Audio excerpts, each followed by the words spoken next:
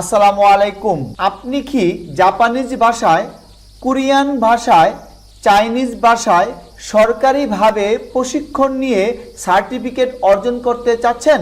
সরকার অনুমোদিত কোন কোন প্রতিষ্ঠান থেকে আপনি প্রশিক্ষণ নিয়ে সার্টিফিকেট অর্জন করবেন? মূলত আজকের ভিডিওতে আমরা সেই প্রতিষ্ঠানের তালিকাগুলো দেখে নেব। চলুন ভিডিওটি শুরু করি। শুরুতে আপনি একটি ব্রাউজার ওপেন করে নেবেন। ব্রাউজারের সার্চ বক্সে গিয়ে টাইপ করবেন গুগল লিখে আপনি সার্চ করবেন।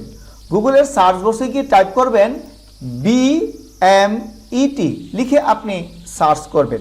সার্চ করার পর প্রথমে একটি লিঙ্ক পাবেন, জনশক্তি কর্মসংস্থান ও প্রশিক্ষণ ব্যুরো।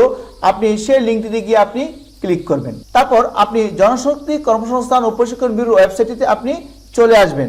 তারপর আপনি একটি অপশন পাবেন প্রশিক্ষণে গিয়ে আপনি ক্লিক করবেন। ক্লিক করার পর আপনি দেখতে পাবেন কারিগরি প্রশিক্ষণ কেন্দ্রসমূহের তালিকা, চলমান প্রশিক্ষণসমূহ, তারপর প্রশিক্ষণার্থী পরিসংখ্যান, প্রশিক্ষণ মান উন্নয়ন, তারপর সর্বশেষ নিচে গিয়ে দেখতে পাবেন ভাষা প্রশিক্ষণ কোর্স ও প্রতিষ্ঠানসমূহ।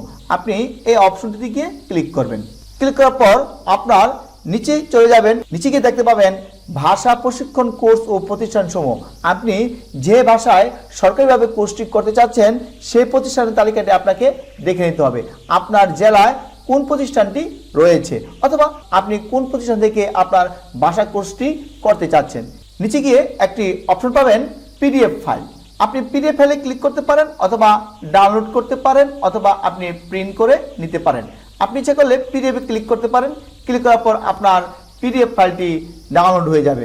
দেখে নিলাম সরকারিভাবে কোন কোন প্রতিষ্ঠান থেকে আপনি ভাষা কোর্সটি কমপ্লিট করে সার্টিফিকেট অর্জন করতে পারবেন। ভিউয়ার্স, ভিডিওটি যদি ভালো লেগে থাকে তাহলে অবশ্যই একটি লাইক দিবেন এবং চ্যানেলের পাশে থাকার জন্য চ্যানেলটিকে সাবস্ক্রাইব করে রাখবেন। সবাই ভালো থাকুন, সুস্থ থাকুন। আল্লাহ হাফেজ।